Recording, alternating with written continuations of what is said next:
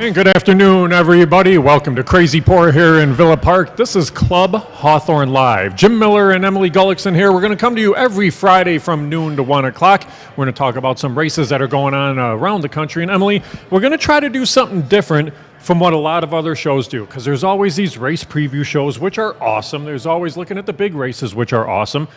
What we want to do is live, real-time betting analysis on tracks that are going on around the country and kind of talk about how we get to wagers that we may make, what we see throughout the course of a race, and just kind of how we come to the horses that we are going to come up with. But again, we're at an awesome venue here, Emily. We're at Crazy Pour in Villa Park, our newest PointsBet sportsbook for Hawthorne Race Course as well.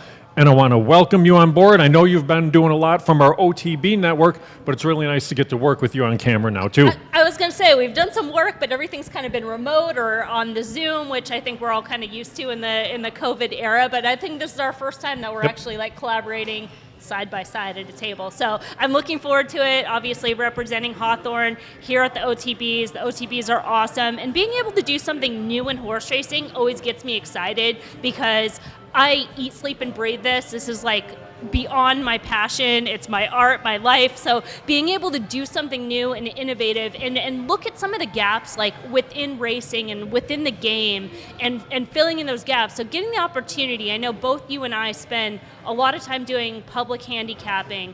And handicapping and betting, there is a disconnect between the two. Yep. As we were talking earlier, you know, when you're doing public handicapping and you're doing your handicapping in general, you could look at a race and you could come up with, you know, the top 3 morning line selections as the horses that are the most likely 1, 2, 3 in the race. Now, when you're betting, 99 points, whatever percent of the time, you're never going to make a bet where you're using those horses within the same wager, whether it's your exactas tries or keying all those horses in multi-race. And so we really want to do kind of this live show, looking at these races, you know, looking at the pools, looking at ways to play the races that extends beyond the handicapping process. Yeah, and the one thing that we want to do is we want to encourage everybody to join along as you're watching and wagering on these races. Go to clubhawthorneapp.com. They can download the app right there. They can wager on the races live and take a look at what we are seeing throughout the course of a racing afternoon as well. Now, there's some early races here, so let's take a look at the slate of the races that we are going to watch throughout.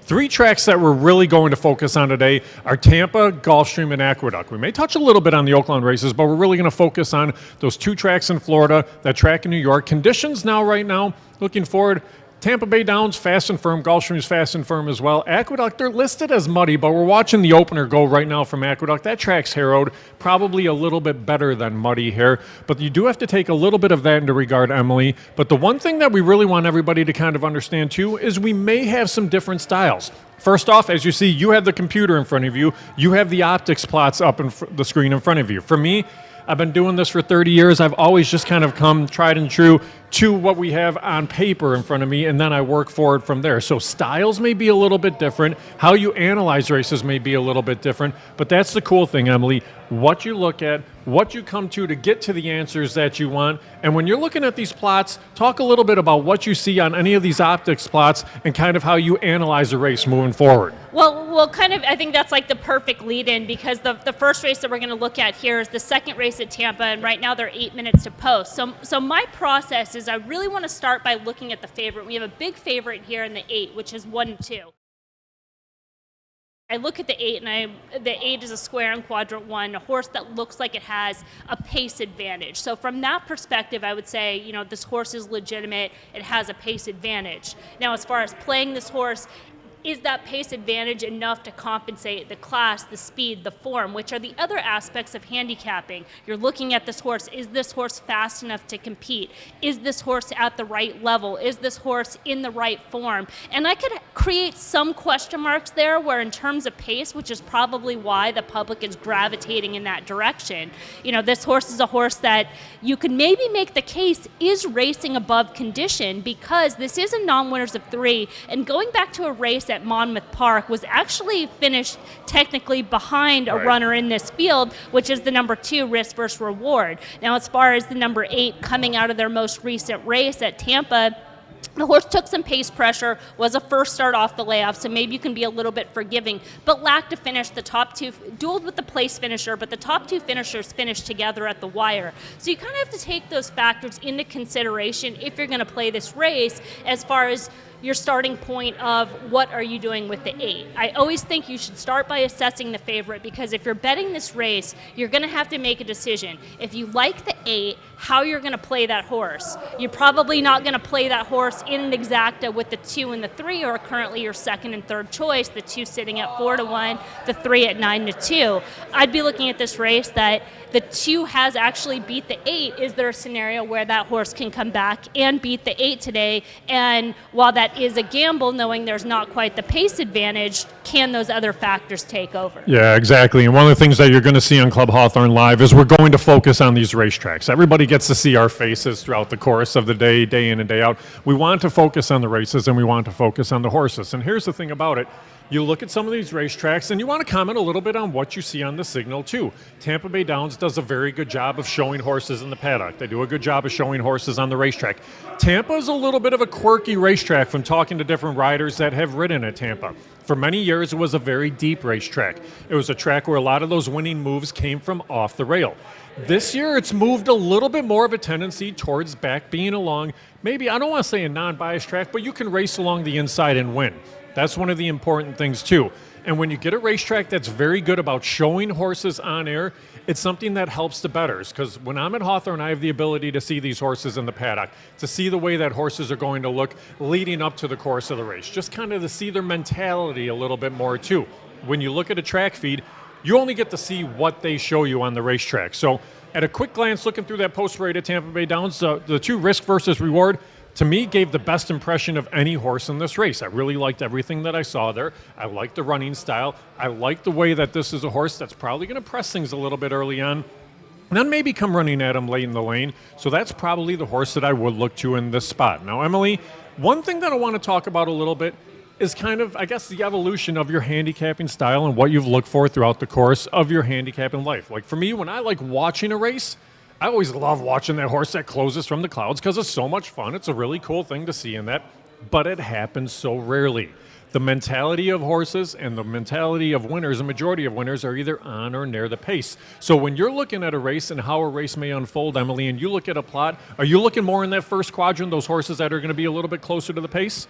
You know, my handicapping process in general is I'm actually, despite, you know, kind of having like this new school optics, like having the tools in front of me and having like the advanced analytics, is really based on like an old school style of handicapping, where when we talk about plot, what we're assessing is pace, right? And looking at pace from a bigger perspective there's rarely those kind of extremes, right, where you're going to have that lone speed or that closer that you mentioned, and more of a race where does this race shape set up for this horse? And then those other factors is, you know, a horse could look like it has a pace advantage, like the 8 in here, but maybe I saw something in that last race that was like, this horse isn't right. Like, this horse is going to start to back up in their form cycle, and I know why the plot is giving this horse that pace advantage. The plot isn't wrong. Right. It can only plot its data. But I know this horse isn't quite there to run that race that day. So you do have to assess those other factors, right? And so from that point, horses that might not necessarily look strong on paper, right?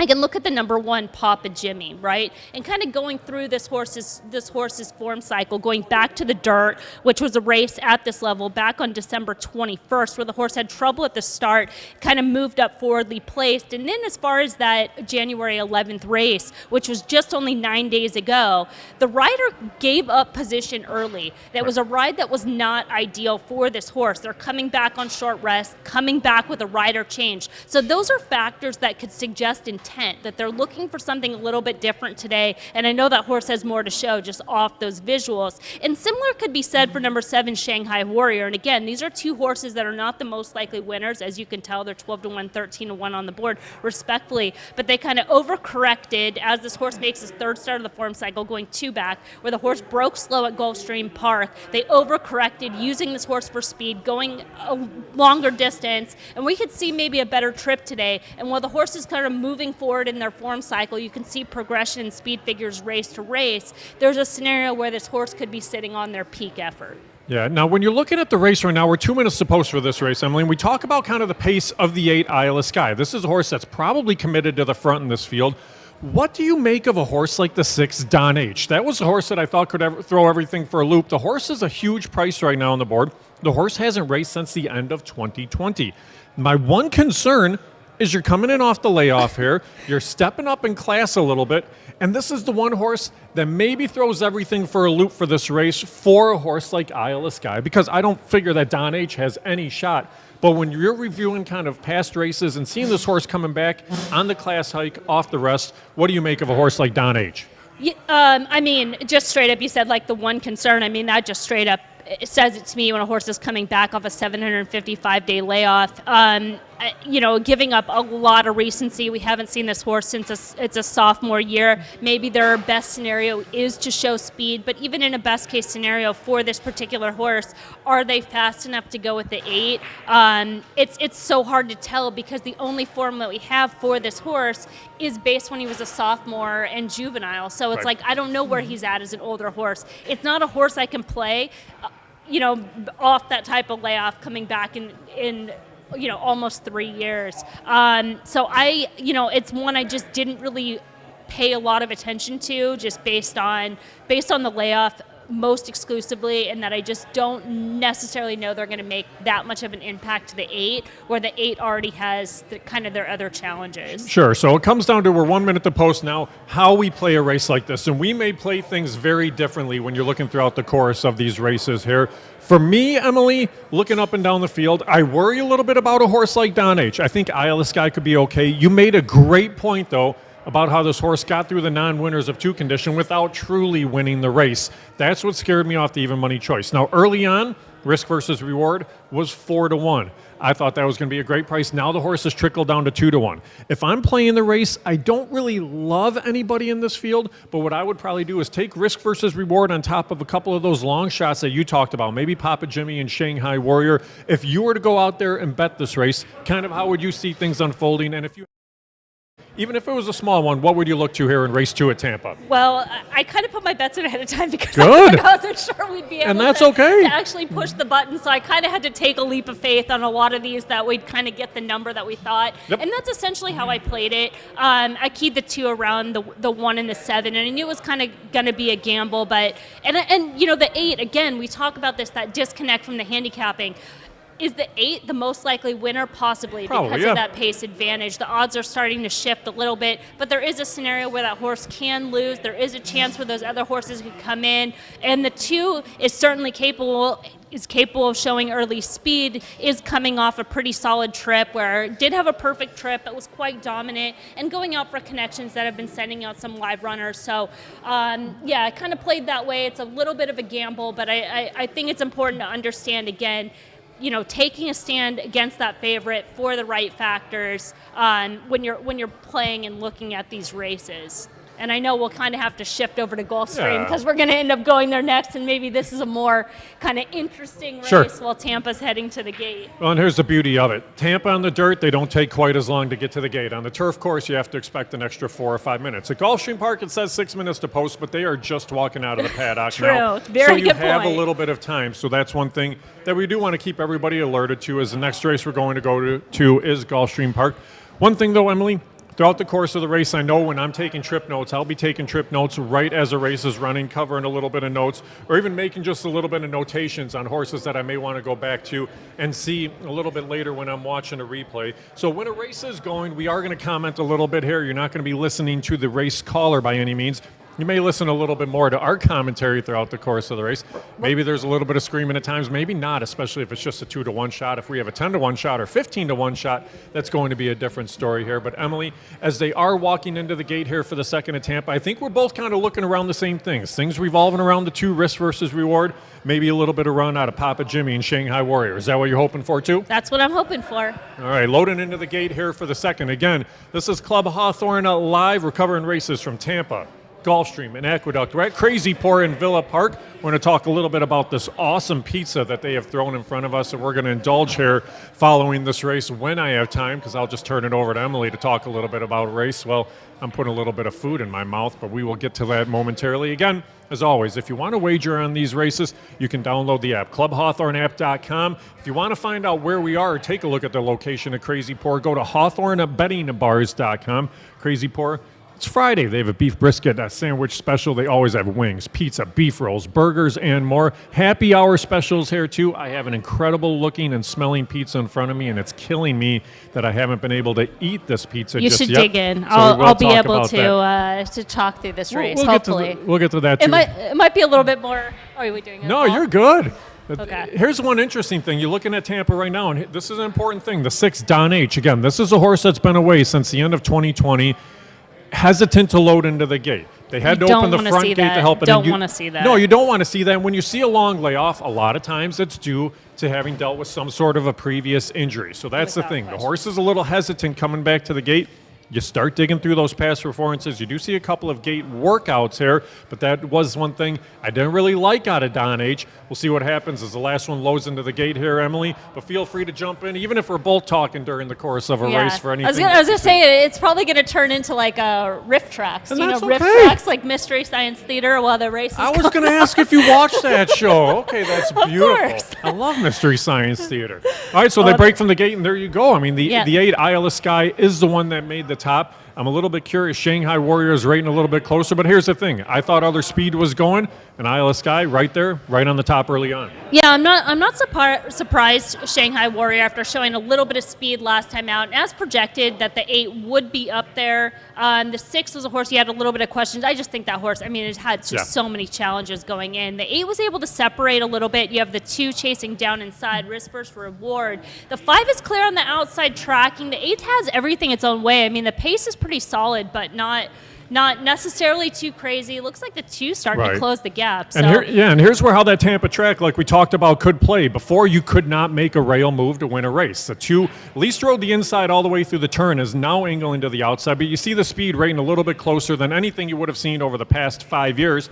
And Isle of Skye is a horse that now is looking to kick away. Risk versus rewards run pretty good, but that was a little bit softer second quarter, too. That probably helped the leader. And I mean, right now, this is not a result I'm going to kick myself over because there's no scenario I'm ever playing the 8 over the 2, like ever. So it's an easy one that it's like I tried to get a little creative, get outside the box, playing a scenario that was a long shot to get rewarded. It doesn't work out. I'm able to either, 1, pass the race or try to play those combinations, but it's not a scenario that I'd ever say, oh man, 8-2, why didn't I have that? Like, no way. That's not a bet I'm ever making. No. That's an impressive final time, 109.3. That's fast for Tampa. Isle of Skye, as you see there crossing the wire.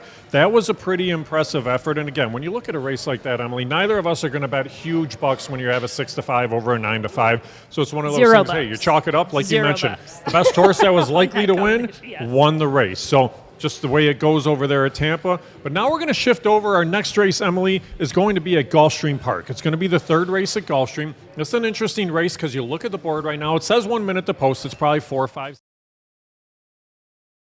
Park. Your favorite on the board right now is the 7. That's Cat's That Gal. And when we talked about leading into this race, I love watching closers run.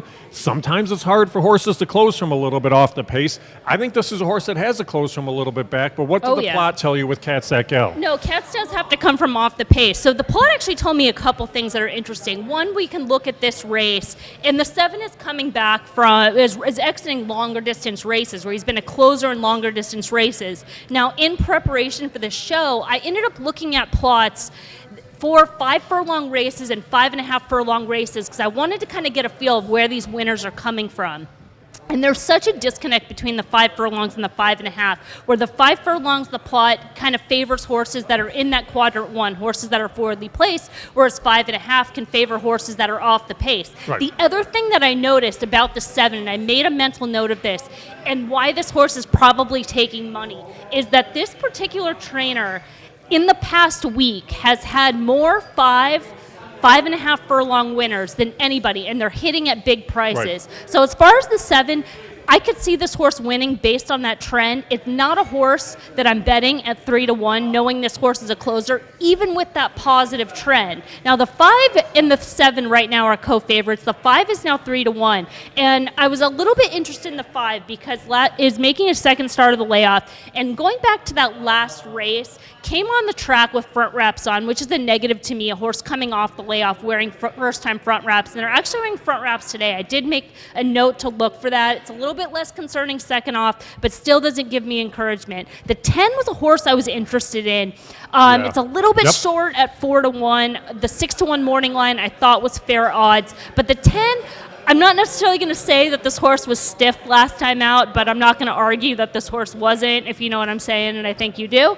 But can show a lot more run, is getting a class relief, and actually fits favorably on the plot, a horse that can show tactical speed and finish. Joel Rosario was aboard for that last race and is back up. I thought the 8 was a little interesting. We don't have to talk about that horse because it's not in the race. Another one just real quick as they're going onto the track that I think can get a share underneath, and that's the 1. A horse that kind of breaks a little bit slow, but should be able to save some ground and maybe just works out a trip to get underneath. That's the horse I liked. I like Songteller, especially at 16-1. Here's the thing about Cat's That Gal. It's route. All of a sudden, turf sprint.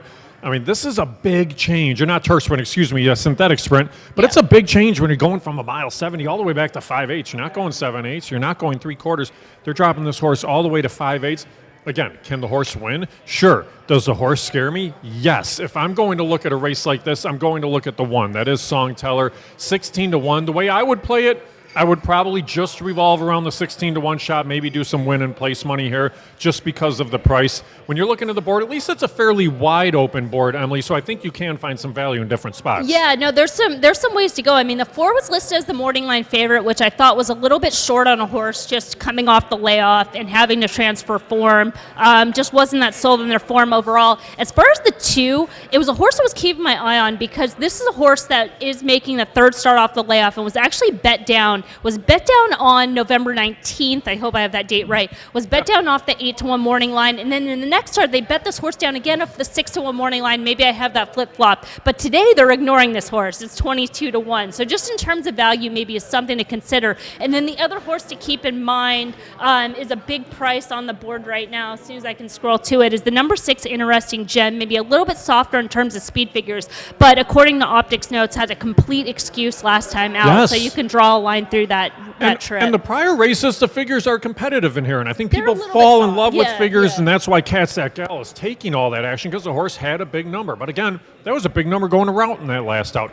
I thought this race was a little bit closer than you would expect. They're finishing up, loading in the gate here. We will see how things unfold as they come out of the gate. Looked like everybody got away in decent order, but there you see the favorite. Broke the horse slow that as we expected, around a route is now trying to close, and I hate this angle, by the way, but that's okay. But it got off a step slow and now is going to have to work out a trip. Yeah, and the one as I expected broke a little bit slow too, but just thought maybe this horse can save ground and kind of get inside. I was expecting the 10 to sit a little bit closer. The 3 is an interesting horse. They actually took the shadow roll off. Last time, right? Yeah, and they had the shadow roll on last time out, and they took it off today, which was kind of interesting. The 4 starting to make that move on the outside. We'll see if they're able to carry their speed. The 10 looks like they have some run. We're going to need that 3 to come back. They went pretty fast with 21 in the opening both the quarter. 1 and 7. A little disappointing here, but I mean that's going to be a lot of work for the 7 who's diving to the rail now. And here's the 10 thing. is very wide, but this horse is coming. The 3 stopped in Mountain Air last time. But you look at that, and now today the horse just keeps on running at 25-1. There's your 10 who ran a really big race and does get up. So it goes 10, 3, 4. But here's the cool thing, but you talk about that and you watch that, is you kind of look at how things unfold. Like you mentioned, blinkers on for that horse. I think you probably caught a decent price. Okay, the horse 3-1. Well, here's the thing, though. It's an $8 winner, even as a favorite. So that's the thing. But when you find a price like that, if you hook that price up with the right price underneath, and the 3 ran a gigantic race at 25-1. I didn't know if that horse was going to go on, but again, the horse had an extended 11-length lead in that last out and was caught. Today, just nobody went with the horse early. Yeah, and like I said before, that at this 5 furlong distance, the speed carries, and then for whatever reason, that extra half furlong, and as we saw there, I mean, the closers kind of come in.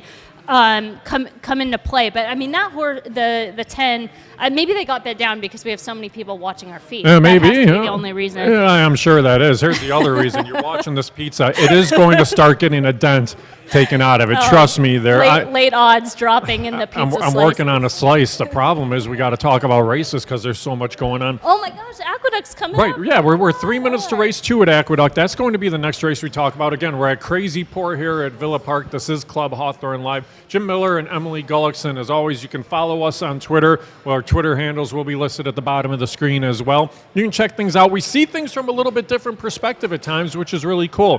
When I'm looking at my past performances, I write a little note for what I think the running style is for each horse there, because you want to check it out in case you have a lone speed horse.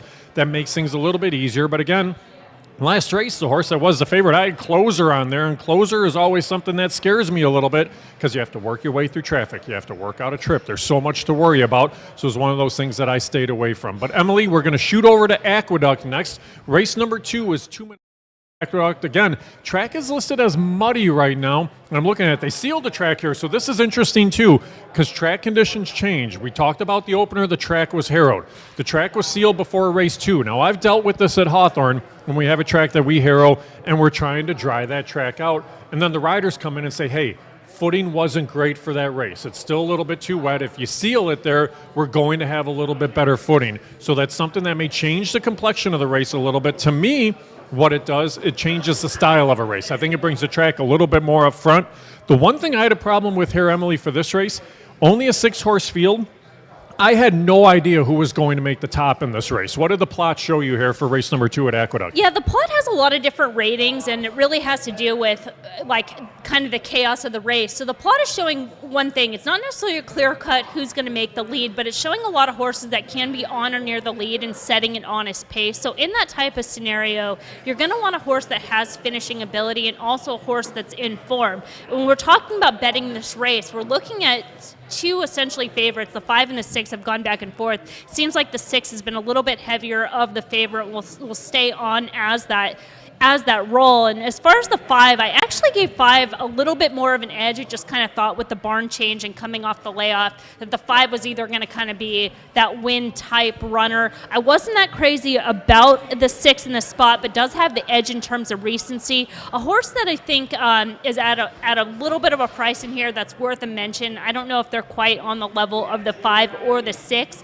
and that's the number 1, Sweet Sugar Baby, and that's keying off the trip at Parks back on December 12th, where the horse actually had kind of an easy lead, but was slowed it down so much that they ended up taking pace pressure. And that's one of those more subtle trips because they gave away their advantage, and then the horse that they took pressure from ended up going on to win by open lengths. And considering the layoff, considering the class par, you can give that horse a slight excuse. Maybe they wanted to give this horse a race. And now that they're second off, coming into this race with some back numbers that are a little bit hidden in there, coming back to 1 turn, which is also something to note coming out of the 2-turn race at Parks. Maybe it's a horse that's able to kind of get the right trip and move forward in the second start of the form cycle and can be a little bit overlooked and offer some value to those that are either trying to look to hook a horse up with either the 5 or 6, because going back again, we talk fundamentals. You're not playing this race a 5-6 exacted, any type of combination. Right, 8-5 and 7-5 on those 2 outside horses. Here's the thing with the 5, Ice Cold. Did this horse bounce in its last out? That was the one thing that concerned me a little bit. Which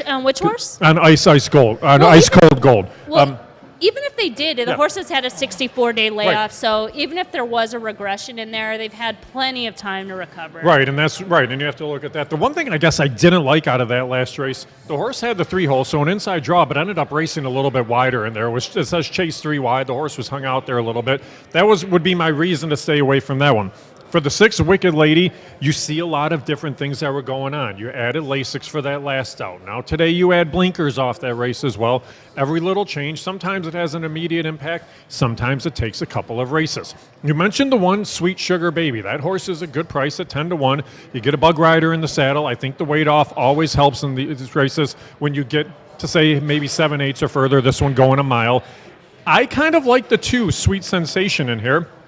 Again, when I make my notes, I talk about where there's going to be speed, who's going to press in that. I think this is a horse that can at least rate close to the pace in this out. Comes out of a race at Laurel over a good track. finished third in that spot. This is a track that has a little bit of moisture in it as well. I think that's one thing that could be a little bit of a key. A Sweet Sensation, 3 starts on a wet track, 2 of 3 on the board. I hate the fact that the horse doesn't want to load in the gate right now because that's a big negative. They also added front wraps. I just noticed that the horse added front wraps today, which is a change from last out. And you have to look at all that. And this is a trainer who's been a 10% trainer there in 2022. Made a whole lot of starts, though. 317 starts. I don't like that. That's always a negative for me when a horse doesn't want to load in the gate. So we'll see how things unfold. The rest of the field looks to be walking in okay. I want to see how this track condition and how this race plays out as well.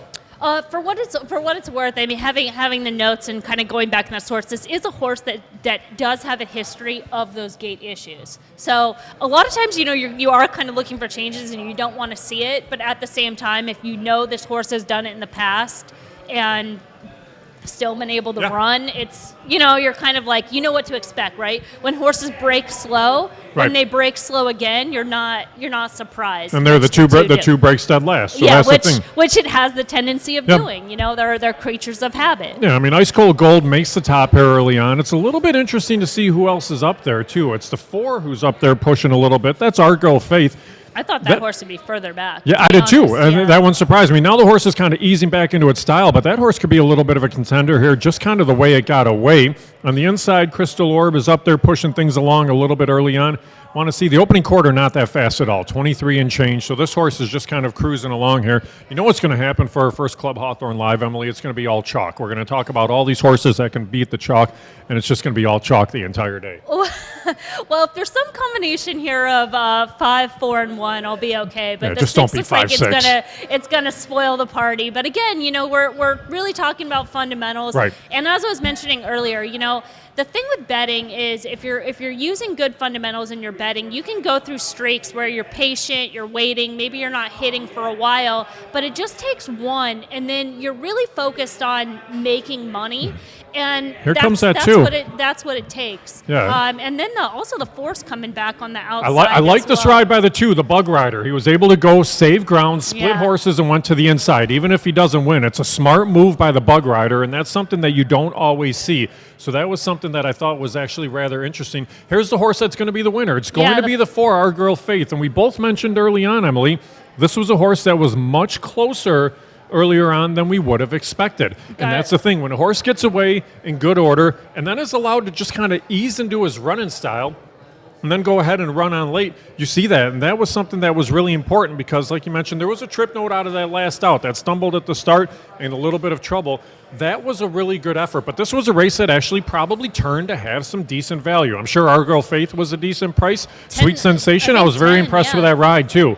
But, I ended up using that horse in some combinations into the third race, so I'm okay with that, and I'm kind of bummed we just didn't get a chance. We just didn't get a chance to talk about it because in addition to the trip, you mentioned the start, but it was actually kind of an extreme pace scenario that day where a bunch of horses just bunched up on the lead. Yep. With the 4 being one of those, and she was actually finding subtle class relief coming out of those 25,000 non-winners of 2 back to 16. And while the race par wasn't that much different, sometimes that purse can make a difference. And again, with a lot of these horses, I relate to kind of being a non-winners of 2 or 3 myself. That where you just kind of have to be in the right place and time, to hit that. And that was where the 4 was coming in. So apologies, we just kind of rushed through that one there. But a 10-1 winner in that race, and some reasons that we kind of picked apart those 2 favorites. So no real surprise on that one. We'll kind of see. We guess we have a little bit of a break since we're at 10 minutes until the next race at Tampa, which should give us plenty of time to talk through that race. Well, and here's the thing. When you go back and you make trip notes out of a race like that coming out of the second at Aqueduct, a couple notes that I would make, at least on first impression.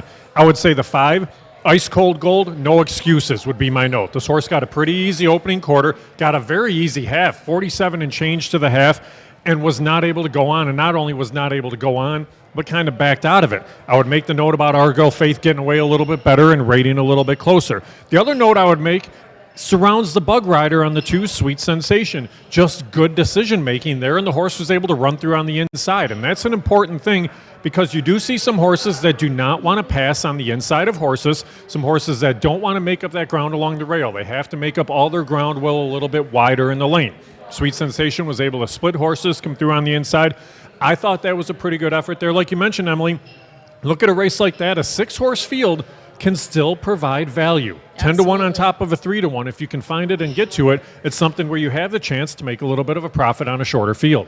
Yeah, and if you talking about trip notes, I think it's really important to zoom out on trip notes, because we get really caught up in the what's happening in this race, and I need to document it to a point, where really what you want to focus on as far as trip notes is, are these horses next out going to improve, regress, or stay the same? And what kind of tweaks? So if you're looking at this race, you can go through kind of the details, which is what you're talking about. But if you're really thinking ahead, right? Because as players, we're thinking about, what am I going to do with this horse next time out? And you can sit there and say, okay, the trip was favorable on the 2 today.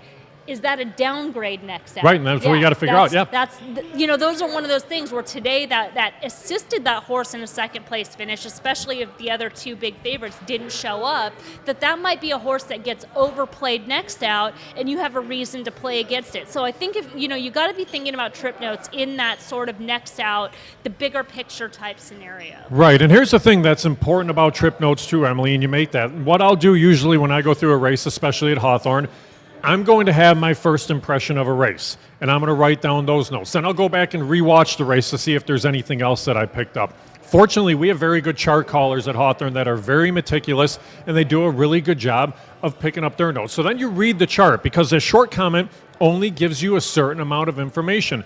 Really good chart callers can put a lot of information into a short amount of characters. Some of them maybe go a little bit deeper there throughout the course of the race, but you have to watch the circuit.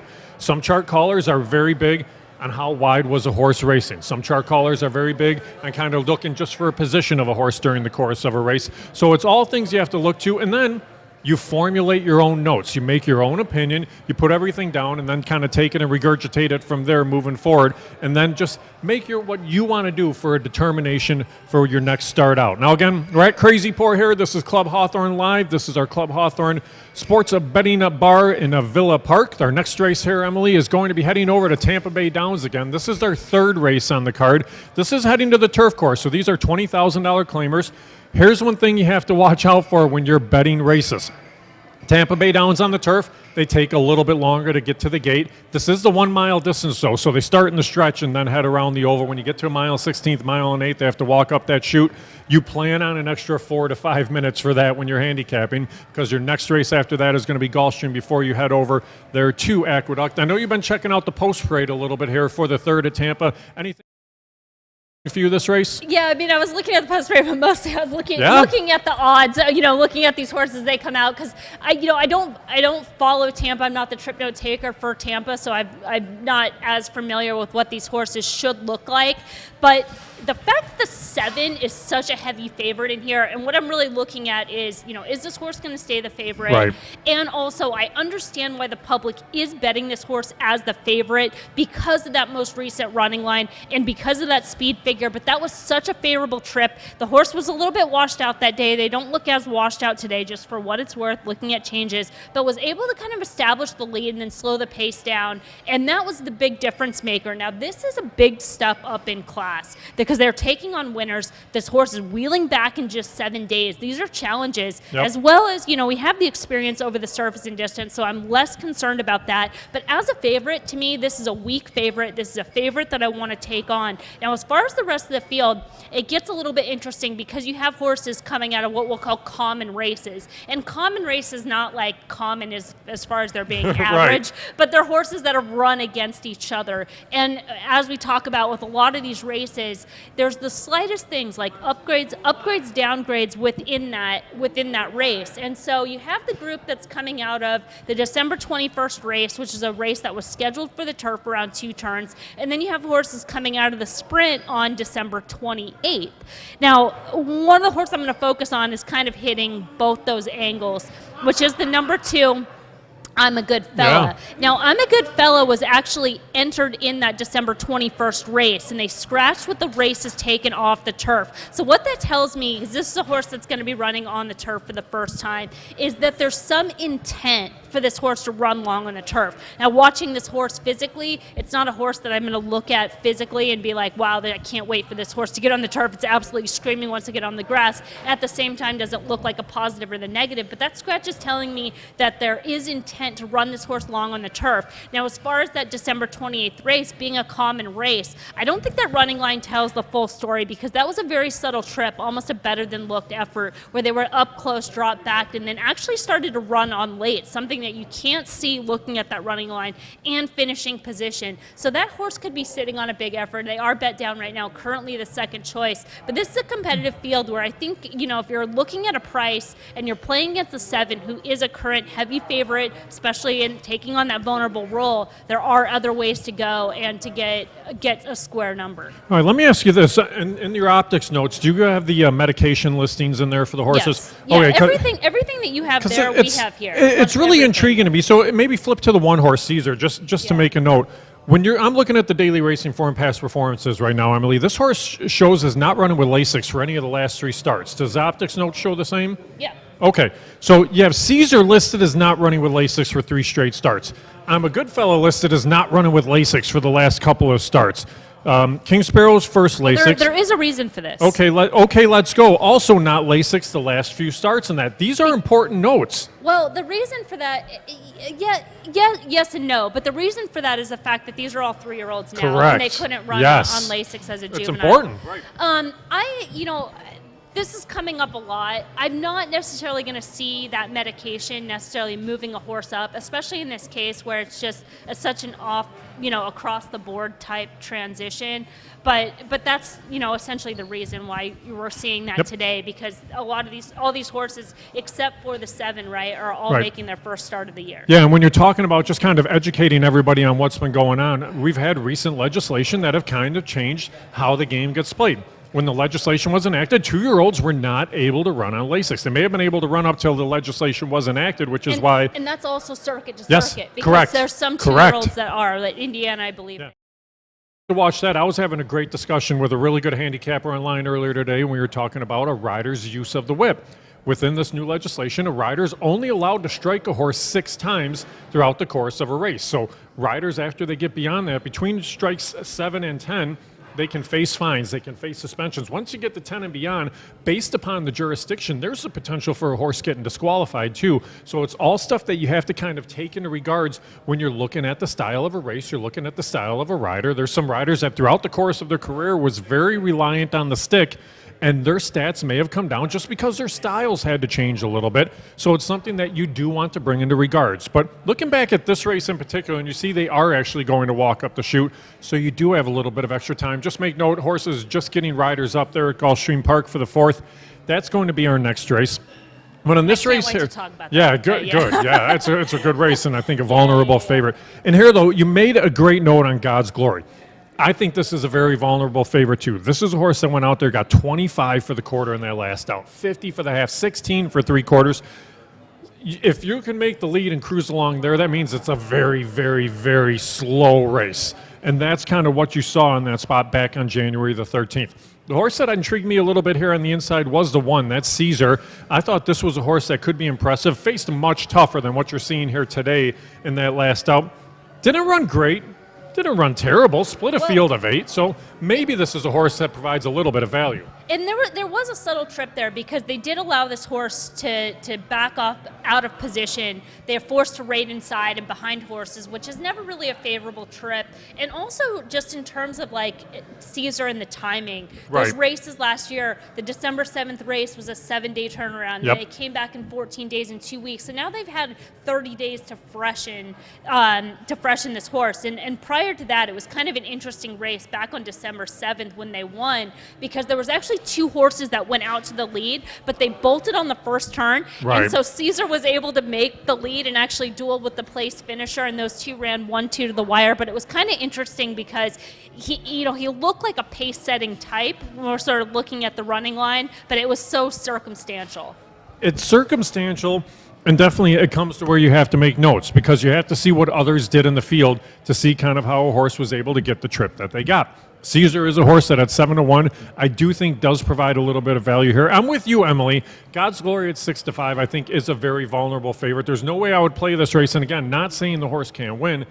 I just wouldn't put my money in that spot. For you, did you place any pre-wagers on this race here for the 3rd at Tampa? I did. I played.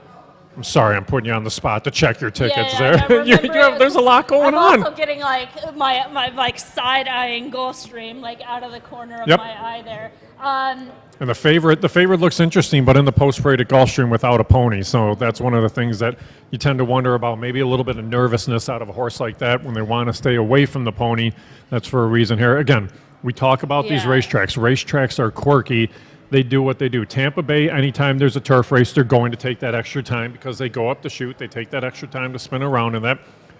Betting purposes-wise, typically there's a little bit more handle in turf races as well. So that's something that they have to watch out for. And they've bet a lot of money in recent years at Tampa. They've done a great job with their product there. You saw over $300,000 in each of the first 2 races. I think they're going to see more there. All right, first horse in this field is walked in, Caesar. That horse has walked in just fine. The load is always something that's pretty important here, too. You want to see if there's any issues. You see the 2, I'm a good fella, a little bit of a handful in this spot, Emily. Yeah, they're kind of, and again, I'm not sure if that's kind of something new or Right. whatever's going on there. But they got him in there. Not too much of a delay. So here's the thing, too, that's a little bit quirky. So this is a short run out of the chute into that main straightaway. It's a pretty tight turn when you come into the straightaway, too. So I'm curious to see what we get for position within that first opening 1/8 of a mile, just to see who's going to be sitting where. Would it surprise you, Emily, if somebody other than God's Glory is on the lead when they pass the opening quarter? It would not surprise Okay, me at me all either. because there's so many horses in here that are doing something new for the first time, and where the 7 is drawn, the Right. 7's going to have to send from the outside, and it just seems like watching some of these other horses that have a little bit more natural tactical speed. I don't think there's a scenario where they're going to let the 7 coast. I don't either. Or at least like last out where the 7 was able to kind of use a little bit for the lead Right. and then be able to slow things down. I don't think that's the case today. I think if they start to slow things down, there's going to be a lot of other horses that are on his hip and on his shoulder pushing the pace. I know they're going in the gate at Tampa, but there is that 3 minutes. 3 minutes maybe to we'll Gulfstream, have yep. a couple extra. And you thought that the 6 was It's just interesting. Looks good on the go- track, but just no pony. I didn't see they're off at Tampa. We have the replay, so we're going to kind of let it play as we talk about Gulfstream a little bit. And God's kinda gift, look at kinda that go back and last forth, out of the gate. The 6 wasn't a horse that I felt was God's Glory. vulnerable. But the price being a little bit short. That was my only Wow. knock. Is because there's other horses in here that I thought were softer. But I think the 6 is legitimate.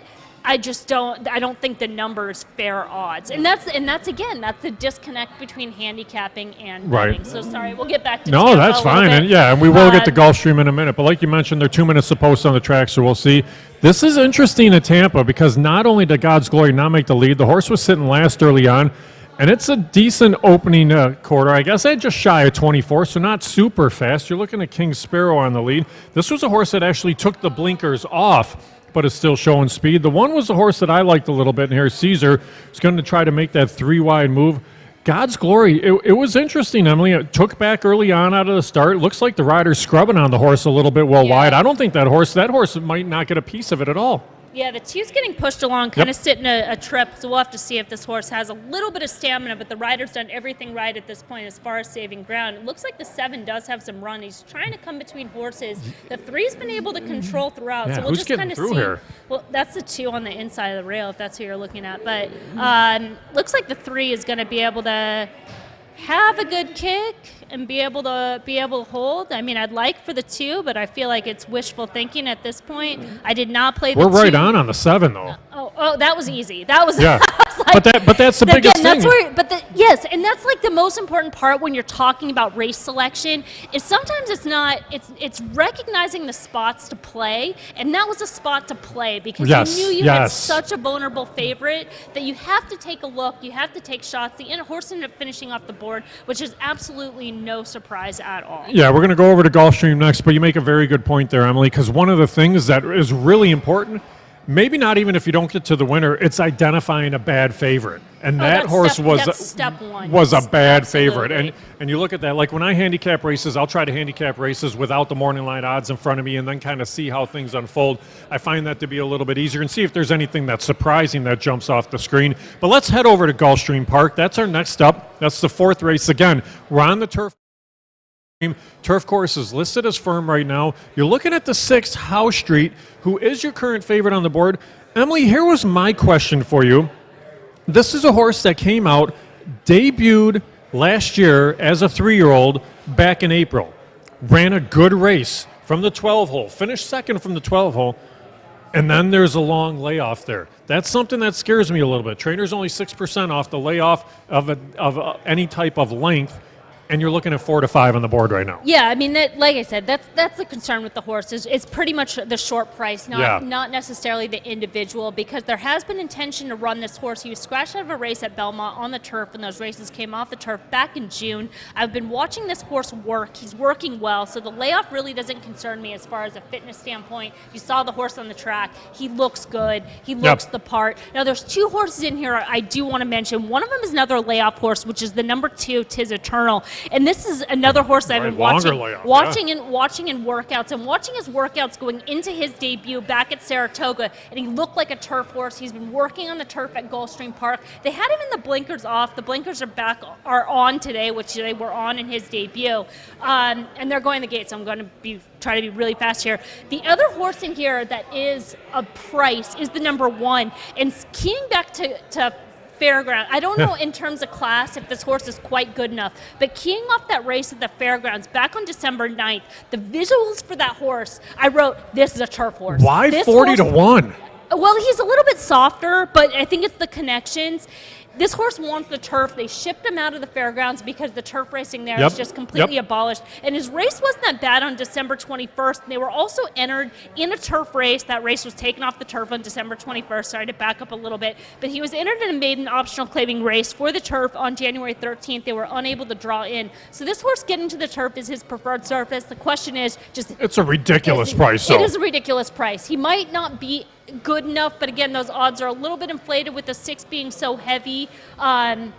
So kind of keying around those. I really wasn't that crazy about anything else. I also think the 7 looks like a turf horse, but maybe a little bit softer in terms of class, just watching that horse work out. The 8 is a horse that had an excuse last time out, but some of his races out in California were a little bit softer for the level, has some class concerns. He was a little bit more competitive in those maiden claiming races. And as far as the 9, this is another horse that could probably get attention. He showed some run-in spots, but another one that maybe has some class deficiencies. And as far as the 3, this is a horse that I wanted to love because I love Shug. Yes. He has a lightning bolt mark on his forehead. I'm like, yes, this is my thing. And that horse intrigued me. He's just too slow. He's just too slow. I watched his workouts coming into this race. Those are the reasons that I couldn't quite get there, but for all the reasons that I wanted to, I kind of had to check my bias. So I'm kind of looking at the 1 and the 2. But again, I think the 6 is legitimate, just not a good price to play. Yeah, and looking at him coming out of the gate, the 1 a little bit of trouble there coming out of the gate. That was a horse 6. that did intrigue me. The 6 a little bit of trouble. Got out there with the 2 and 5, Fredo's out there pushing the pace along early on. The 2, Tis Eternal, this was the interesting horse. It was the long layoff horse. It was the horse that was adding Lasix for the first time, but it was a horse that was working lights out. Barkley Tagg is a very good trainer. This horse off that long layoff took a lot of action here, but all the way down to 7 to 2 on the board right now. It was just such a bad morning line. The morning line was just bad. That horse was never going to be that price. Barkley Tagg's been sending out live runners. Castellano. There's so much to like, especially the way the horse has been training. I mean, the bullets on the paper. People are going to gravitate towards that. I hate that angle. I went one step forward and was watching this horse work and was working very well over working in company and better of the 2. And again, just his physicality, this horse has been screaming turf. So they're putting this horse in the right spot at the right time. The price, again, I'm not surprised. I just think the morning line was a tick off. Fredo's getting a dream trip here. You see the 8 that's kind of ranging up a little bit wide. The 6 is a horse that was run. intriguing me a little bit too. Yeah, that horse is 4 wide as the favorite right now. Jock's already asking him at the top of the lane, so we're going to find out if this is a horse that's good enough or not. I'll tell you, it looks like the top 3 are still running on a little bit. The 6 is starting to run on late, though. The 6 has run. And we'll see the 8 slugging in a little bit. That's something when you're making your notes. Very wide, but making up ground at the making up price. a lot of ground at a huge price. 261 is great. Get up with that one. I don't know if it's gonna. Oof. All right, so here's the thing, though. The favorite, like we mentioned, that's one of those things where the horse made a really good impression on the racetrack. You wanted to make sure that you kind of looked at things. Didn't provide a whole lot of value there. The 1 was a horse that we talked about who ran a good race, closed up to finish 4th. That's a horse maybe you mark for next time out. 30 to 1 in this spot. I've been marking that horse. There you go. So, but that's okay. That horse for a month. But here's the thing. That's probably the type of spot that you wait for.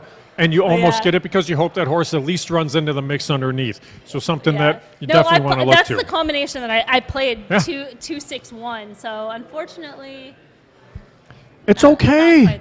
It's okay. Oh, it's trust all me, I don't need reassurances. Not my first. There you go.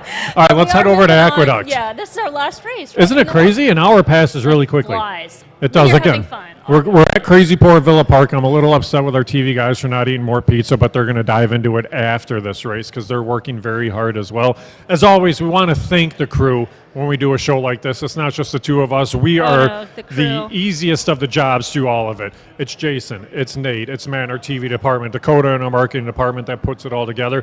If you're following along on the YouTube channel at Hawthorne Racecourse and there's something there, Dakota, and there's something that you like for what you see on the show, definitely tweet at us, tweet at either Emily or myself or the both of us. If there's something you want to see us do, it's something that you can definitely going to see where we are for each of our upcoming shows here at our Club Hawthorne betting bars. As always, you can check out any of the betting bars, hawthornebettingbars.com. If you want to bet along, go to clubhawthorneapp.com. You can download that app and take a look. Emily, after we get to this race at Aqueduct, we're going to talk a little bit about what's going on the weekend. There is a big prep race on the weekend, but let's head over to Aqueduct right now. Race number 3. We just saw a 6-horse field at Aqueduct provide some value, a 10-1 on top of a 3-1.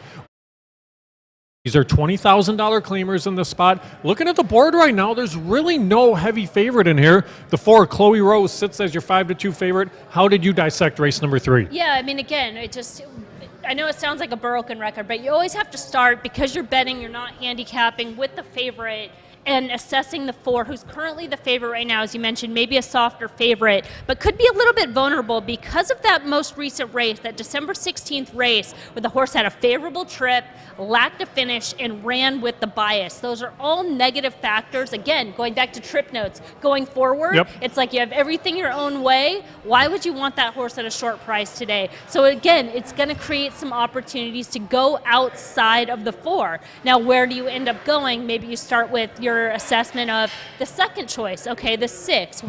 What does this horse look like? Confirmed Genius. Moving forward in their form cycle, maybe a lateral move coming out of those races, but watching the race at Parks is a little bit of a grinder. Really takes the type of ride that's going to kind of push. And we saw in the race 2, having a little bit of tactical speed, putting yourself in position, and that's the type of ride that the 6 is going to need. Not necessarily a horse I'm against, but again, you kind of have to weigh that with the 3-1 odds. From there, the 1 and the 2 are kind of vying for second choice. I found the 1 a little bit interesting. This is a second off. The 1 just dropped down to 3.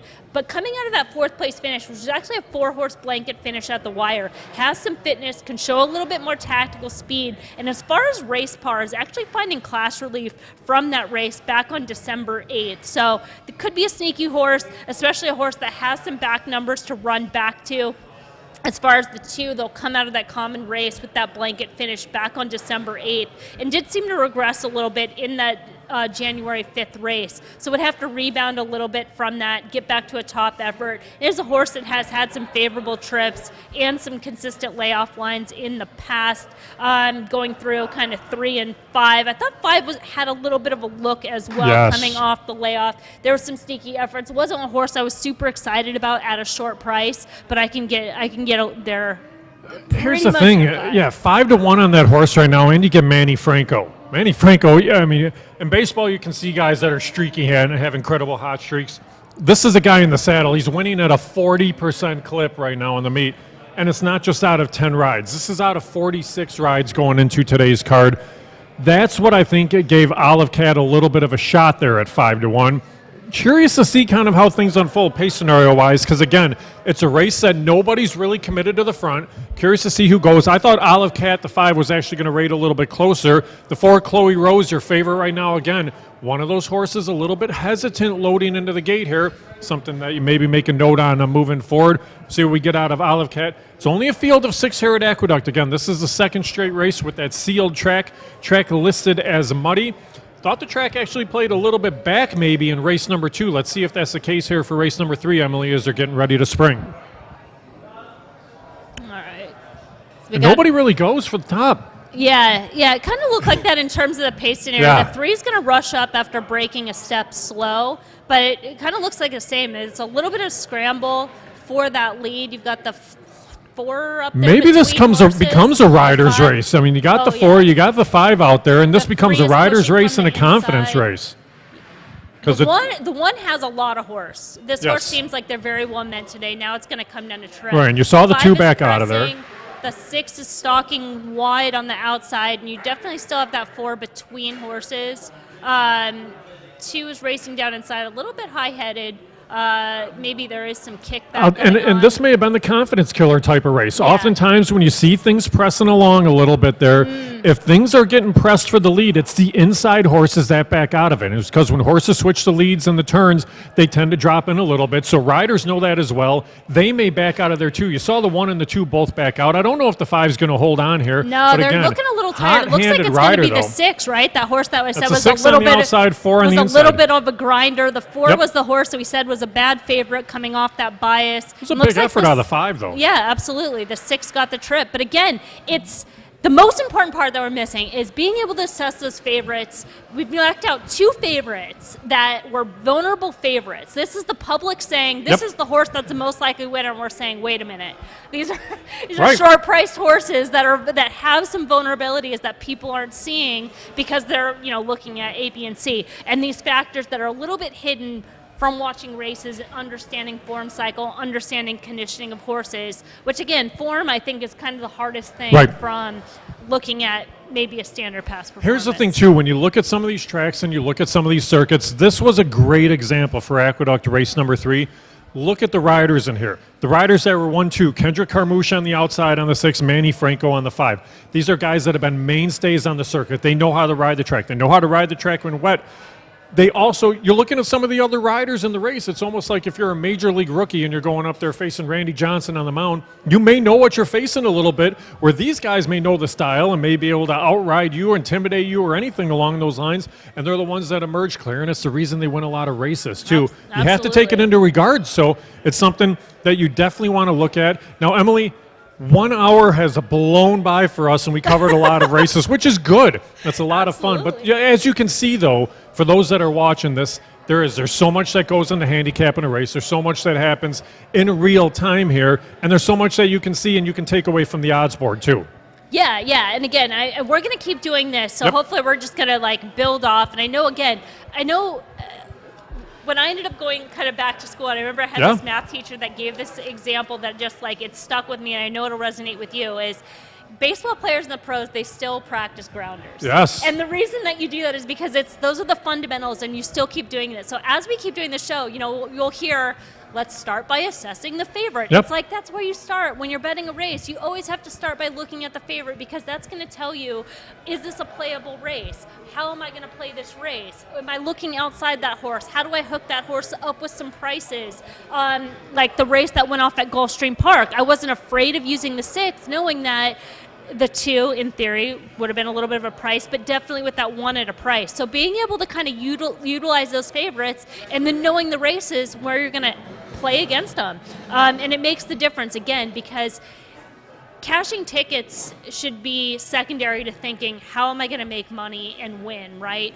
You don't want to be boxing these favorites. You don't want to be going favorite in your multis. So again, we're going to build off this and be consistent, but should we do the weekend? Should we get into we can jump into the weekend. A reminder for everybody, we're at Crazy Port here in Villa Park.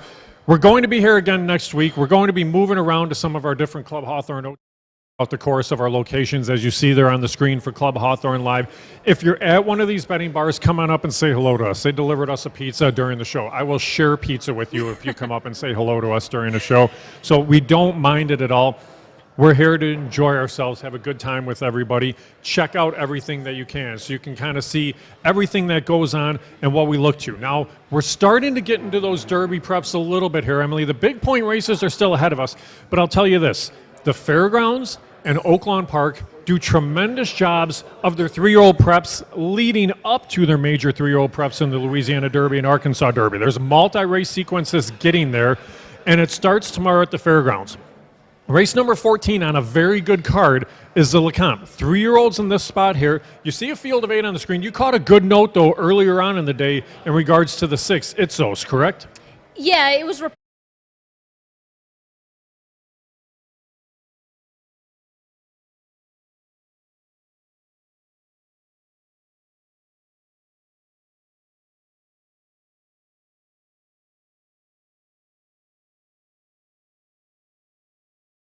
tendency is people will think, oh, they're scratching one, they must just love Correct. the other. And that's not necessarily the case. Right. But we've seen some chatter about that, and I think that's probably a conversation to start with, because you start to, so much of handicapping too, and you know this, making the morning line is like the psychology of like how people think. Yep. And when you're playing, looking at certain races, why people are going to gravitate in certain directions, which might be different than what you see on paper. So,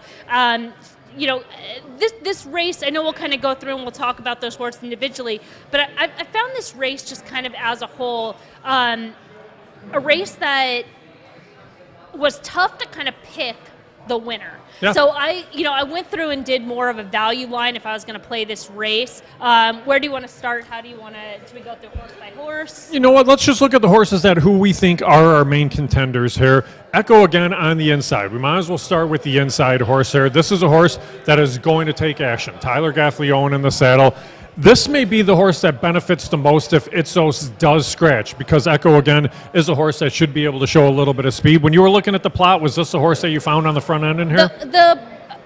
It's one of a few in here, Yeah. But I think absolutely they are going to go to the front end. Really with this horse as a concern is not so much, the trip, but how good is this horse? And I think the connections Yep. are probably trying to find the same thing, because outside of the debut at Saratoga that got people very excited, he hasn't done anything, and he hasn't done anything without any excuse. Now, you can maybe, if you're really trying to get creative and you're trying to keep the faith, you could say, okay, a second start, it's a tough spot, he was stretching out in 2 turns, it's great at Stakes Company, the race was followed up by a layoff, but coming back at the Springboard Mile, there's really no excuse for this horse in terms of trip. He made an easy lead. Yes, he did. And completely packed it in. So I don't, again, this is a race that it's going to come down to a betting race and what horse are number. This isn't a horse I love, but if it's the right number and the other ones are short, I could get there. But there are certainly knocks on this horse. Yeah, and there are some knocks on this horse for sure. Dennington, the 2-horse here, it's an interesting horse again too, because they've gone that added distance throughout the course of their career, and this is the horse that has the most races under its belt. So the seasoning is definitely there for the horse. No issues, it seems, with distance. Kenny McPeak, we know time and again, always seems to have that horse that's always on the Derby trail. They put the blinkers on. Corey Lannery rides. What do you make of Dennington? Yeah, he's an interesting horse. So when you have these lightly raced horses, especially the horse that you mentioned has the seasoning and foundation, which actually might be a good thing in this particular race, especially with recency on his side, with the other 2 horses that we'll get to kind of coming off slight layoffs. Yep.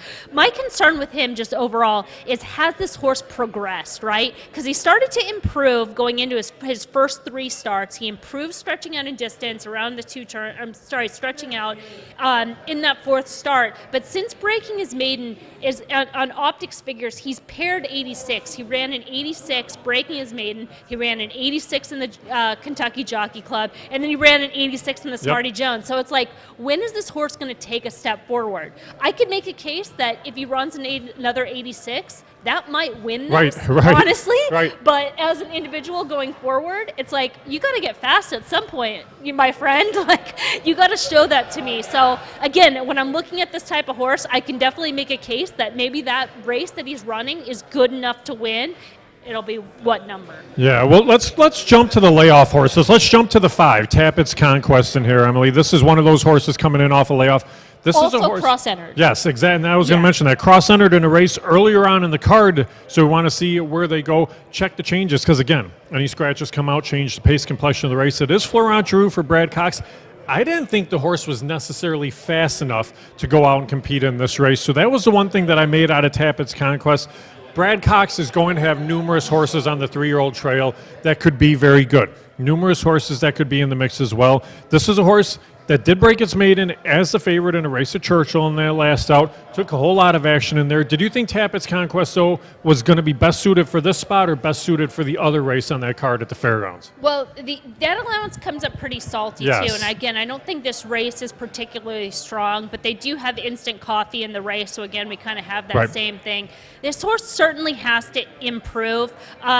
He ran against Dennington back on October 30th. And then the October 1st maiden special weight race has not been a productive event. No. And he's another horse that has paired up 88. So he's got to get a little bit faster. But again, as we're looking through this field, it's like he's got to improve at the same time. Maybe he's just good enough today. And he has the right running style. He has tactical speed. There's stamina there. He's already been tested around 2 turns. But again, another horse that's just, it's going to come into price. And if we talk about the psychology, I know this is weird, but a horse named Tappett's Conquest for Brad Cox is just going to take money off that because people have that association with the name Tappett and with the name, Brad Cox. So that might just cut into your price just on those weird factors alone. All right, the last one I want to talk about in the LeComp is on the outside. That's 2 Phils. This is a horse that we know because we know the connections. Larry Ravelli, Jareth Loveberry. I actually talked to Ravelli on the way in today, asked him how the horse was training. He used one word, unreal, is how he said this horse was training coming into this race. 2 Phils on paper, we don't know if it's fast enough or not either. But again, this is a proven, seasoned horse, has run some really good races against some pretty good horses here. Loveberry's a fit for the horse. What did you make of 2 Phils in the LeComp? Yeah, again, I mean, it's another horse that I can give him a pass. He's improving race to race. I can give him a pass in the Breeders' Futurity because it was such a tough task. He's got to step up around 2 turns, step up to graded stakes company. He drew the parking lot. All those factors that you can automatically, before going in, he has an excuse built in. Then he had trouble. He had trouble in the street sense. He was bumped around. That could have been easily an excuse.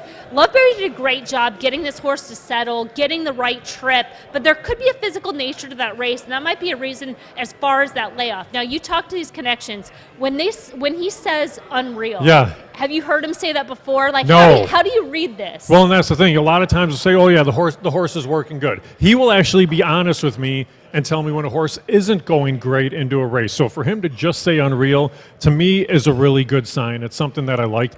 The other thing that I like, too, when you see horses working good into races and you have your networks like TVG out there, you have the crews out there that are watching and they want to get to know, they asked if they could put the GoPro on the rider for this horse for the last work. So they're kind of tuned in on the horse as well. That's something that I did find pretty interesting there with 2 Phils. Since we have the time, I think we should go through these other horses just because it could be a betting race, and we'll touch them real quick. Instant Coffee is a horse that I think a lot of people are going to default to, and I've watched some analysis as far as some of the other public handicappers, how they're assessing this race, and a lot of people have this horse as the horse to beat, and I certainly can understand that because it's a proven horse, and again, they have the connections on their side. Another horse that, in my opinion, has to get a little bit faster, and also, it doesn't quite show it in the running lines, but he has a tendency to break just a step slow. And anytime you have a horse that just has those little knocks, value again has to come into play, and he's probably going to be favored in here just by default because people kind of feeling like this is the safer way to land in this particular race. And a horse that, again, maybe he's good enough on the day to win, but a horse that overall he's going to have to get faster. I don't think he's cracking anybody's top 10 list. Now, you mentioned the pace earlier as far as Echo again, and that comes into play with Confidence Game because he has had his confidence game on when he's been on or near the lead, and I think they've kind of figured that out. I kind of like that. I like that about this horse. I thought just visually you could make the case that he kind of had everything his own way in that race, but he was still setting a pretty solid pace. And just in terms of visuals, was doing it the right way. Now, maybe they get a lot of attention because Keith DeSormo won this race last year, pulled off the upset. People have those type of that type of memory hole. But I think he's kind of an interesting horse in here, and they, again, could be forwardly placed, have Echo again on their inside as far as a trip.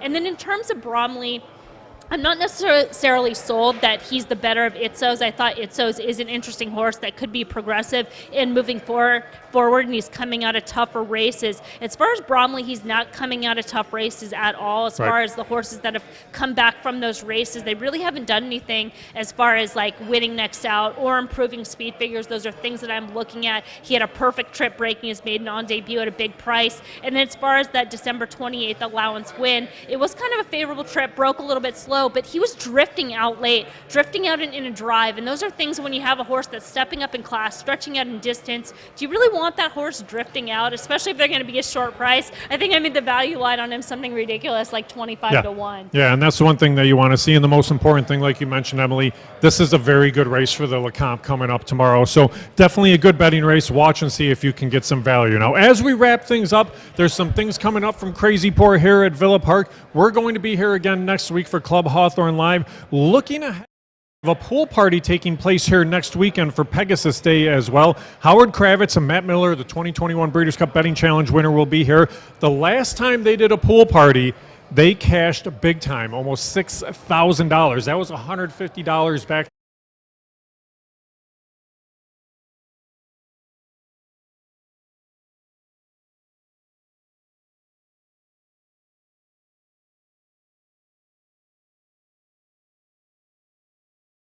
Are going to take place throughout the course of our different Club Hawthorne locations as we get ready for the return to live racing in Hawthorne. But Emily, we're going to be back here next week for Club Hawthorne Live before we get on our road tour. Not too bad for show number 1, though, huh?